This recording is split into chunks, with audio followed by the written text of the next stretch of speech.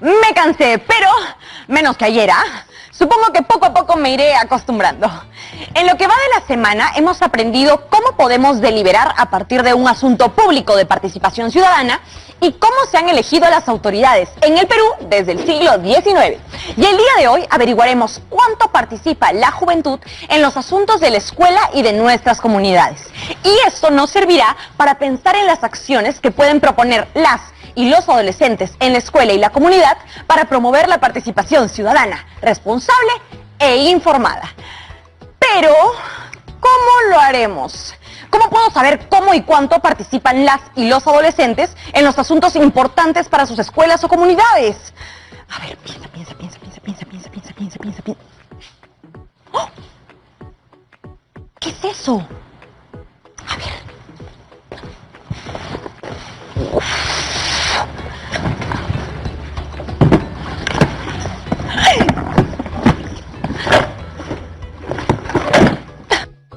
¡Una revista! Miren, hay un cuestionario con preguntas para descubrir. ¿Qué país sería mi destino ideal? ¿De qué año será esta revista? Con esta pandemia no me muevo de mi casa. Mejor veamos qué más hay aquí en la caja.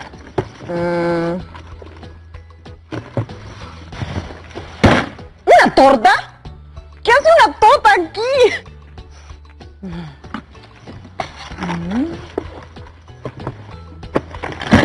No entiendo qué hacen todas estas cosas en una caja de herramientas. ¡Ah, ya entendí!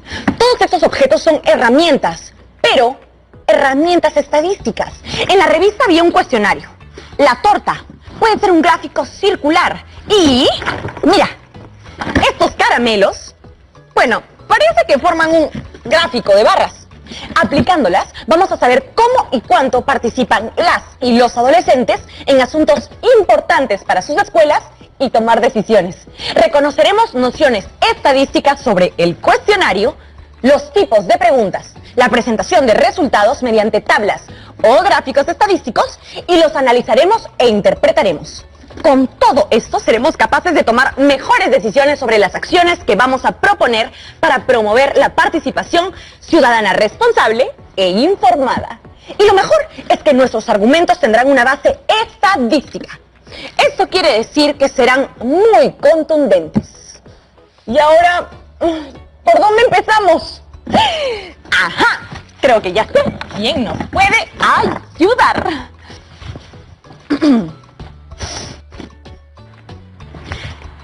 Andrea, reportera. Voy a recorrer todo el país de norte a sur, de este a oeste, para preguntarle a las chicas y a los chicos de tercero y cuarto qué opinan sobre la participación estudiantil. A ver. ¿A dónde nos vamos? Aquí. Yo opino que la participación estudiantil es muy importante, ya que te ayuda a desarrollar un punto de vista más crítico, observando las problemáticas que te afectan como estudiante y mejorando tu experiencia de aprendizaje. Uno de los ámbitos más importantes de la participación estudiantil es cómo identificas un problema y ayudas a dar una posible solución, trabajando de la mano con autoridades y sobre todo llevando tu voz como estudiante. Así que la participación estudiantil es muy importante. ¡Qué bueno! Como sabes, estamos pensando qué acciones podemos proponer para lograr una participación ciudadana responsable e informada. Pero para llegar a esas conclusiones, primero quería saber qué opinas sobre la participación estudiantil. Si sabes cómo participan, cuánto participan y sobre qué asuntos. Bueno, es una pregunta muy compleja, pero voy a tratar de responderla desde mi punto de vista. Lo que creo que podemos hacer para saber cómo es la participación de las y los estudiantes dentro de sus escuelas o comunidades podría ser mediante una encuesta para saber qué cargos o funciones se están optando dentro de los centros ya mencionados. Un claro ejemplo de participación podría ser los delegados, quienes activamente son un mediante entre los profesores y compañeros.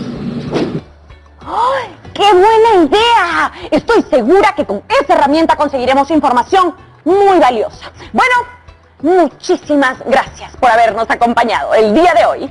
Chao, cuídense mucho y nos vemos pronto. Si queremos que nuestros argumentos para proponer acciones que promuevan la participación ciudadana tengan una base estadística, ¿qué deberíamos hacer? Ya sé que podemos aplicar un cuestionario, pero me falta más información. ¡Ya sé! ¿Cómo no se me ocurrió antes? Juliana. Hola, Juliana. Qué bueno es tenerte por aquí nuevamente. Por favor, ilumínanos con tus conocimientos. Si queremos que nuestros argumentos para proponer acciones que promuevan la participación ciudadana tengan una base estadística, ¿qué deberíamos hacer? En ese caso, lo primero que debemos hacer es conocer el proceso de la generación de la información. estadística. ¡Ay, no! Me quedé sin internet. Pero no se preocupen, chicas y chicos. Denme unos minutitos para ver si lo resuelvo, ¿sí? Aprovechen en refrescarse y volvemos en unos minutos. ¡Vamos a corte! Ahora sí, ya regresó mi conexión. Juliana, ¿en qué nos quedamos? Les decía que si queremos que nuestros argumentos para proponer acciones que promuevan la participación ciudadana tengan una base estadística, lo primero que debemos hacer es conocer el proceso de la generación de la información estadística. Por aquí debe estar esa información. Aquí está. Según el INEI, los pasos de este proceso son recopilación, organización, revisión, aprobación y publicación. Así es. Además, cuando se hace una investigación estadística, debemos empezar con una pregunta de interés sobre lo que queremos averiguar o conocer. Ah, ya. Entonces, para nuestra investigación, la pregunta será: ¿cómo y cuánto participan las y los adolescentes en las decisiones ciudadanas y de la escuela? Y para encontrar respuesta a este interrogante, voy a aplicar un cuestionario. Este vendría a ser el primer paso del proceso, la recopilación de datos. Pero antes de continuar, hagamos un pequeño paréntesis para recordar qué es un cuestionario. Se trata de un instrumento de investigación que consiste en un conjunto de preguntas u otros tipos de indicaciones con el fin de recopilar información de un grupo de personas respecto a un objetivo. ¿Y cómo formulamos las preguntas para el cuestionario? Pueden ser de dos tipos. Las preguntas cerradas se presentan con opciones para marcar, lo cual facilita la cuantificación y permite la uniformidad de los resultados. Y por otro lado, están las preguntas abiertas, aquellas que puedes responder libremente y nos permiten profundizar en las opiniones de las personas encuestadas. Ya veo. Entonces, ¿qué preguntas puedo formular para recoger información sobre su participación? Ya sé. Mi primera pregunta será: ¿a qué edad tuviste mayor participación en tu escuela o comunidad? Y como respuestas podemos poner rangos de edades que permitan identificar la edad en la que tuvieron mayor participación. ¿Qué más puedo preguntar? ¿Qué más? ¿Qué más? Ya tengo la segunda pregunta. ¿Mi escuela o comunidad cuenta con espacios que permiten la participación? Y sería una pregunta cerrada, para que solo respondan con un sí o no. Y ya que estamos en plena pandemia, creo que mi tercera pregunta puede estar relacionada al COVID-19. La tercera pregunta quedaría así: en esta situación de pandemia, ¿qué medidas de bioseguridad estás tomando en cuenta para cuidar tu salud y la de las y los demás en los espacios públicos donde participas? Y como alternativas de respuesta podemos poner lavado de manos, distanciamiento social y uso de mascarilla. Gracias, Juliana. Una vez más, me has salvado. De nada, Andrea. Adiós. Esa Juliana es lo máximo, ¿no? Todo sabe. Ahora, vayamos al segundo paso del proceso de generación de información: la organización. Organización de la información estadística. Veamos qué hay por aquí. Miren, un video. La organización en el proceso de generación de información estadística. Imaginemos que hemos encuestado a 30 personas. Si lo hicimos de manera presencial, vamos a tener 30 hojas. Si lo hicimos a través de internet, podríamos tener 30 documentos separados. Si lo hicimos por teléfono, vamos a tener 30 apuntes. Ya veo. Por eso necesitamos tener todo todos los resultados juntos y organizados para analizarlos correctamente. La organización consiste en tener todos los resultados juntos y organizados para analizarlos correctamente. ¿Ya ven? Se los dije. Y para ordenar podemos organizarlos en una tabla de frecuencias que se verá así. La primera columna se refiere a la variable. ¿A qué edad tuviste mayor participación en tu escuela o comunidad? La cual se representa mediante intervalos. ¡Ajá! Y en cada fila están los mismos rangos de edad que se pusieron en el cuestionario. Pero lo que no entiendo es qué significan esos corchetes y por qué hay algunos que están volteados. ¿Habrá un error ahí? Parece un error, pero no lo es.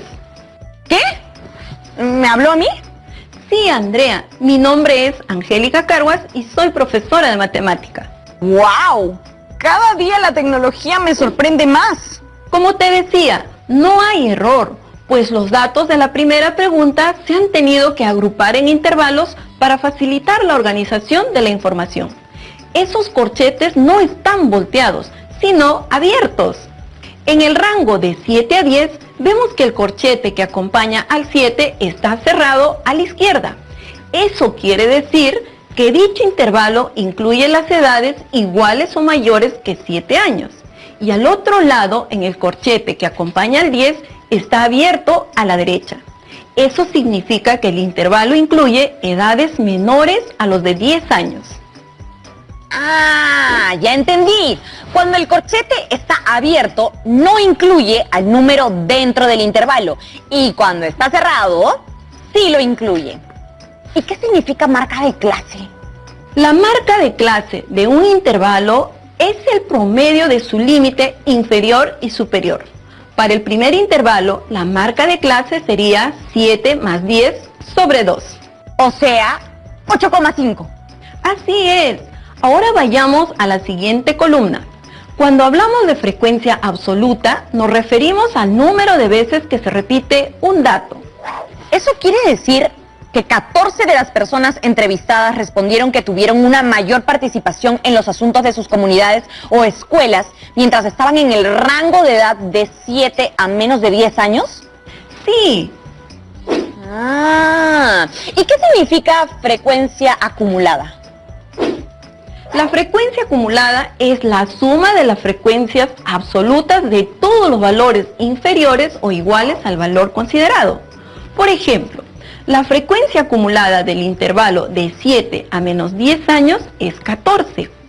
Luego, la frecuencia acumulada del intervalo de 10 a menos de 13 años es 24, porque sumamos 14 más 10.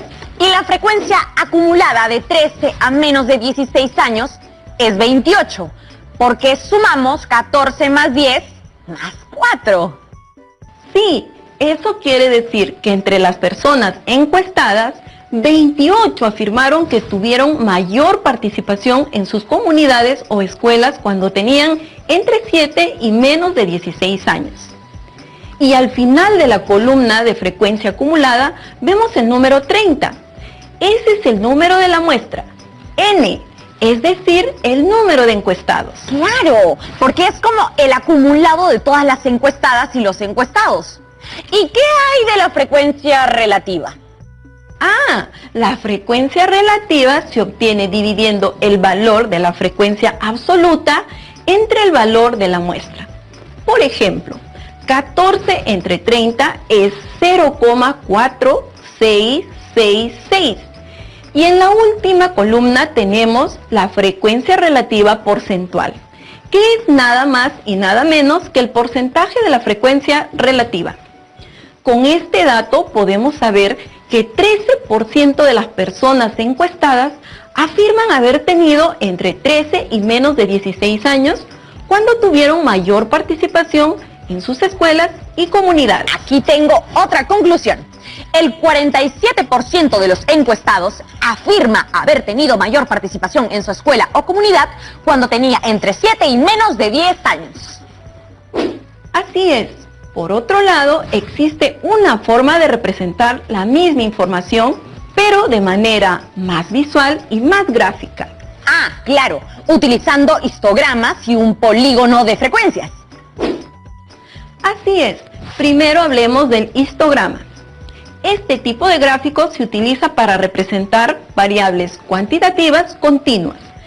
Se trata de una serie de columnas cuyo ancho y ubicación coinciden con los intervalos de la distribución de frecuencias y donde cada uno de los intervalos es representado por la marca de clase. ¿Qué era la marca de clase? Ya me olvidé.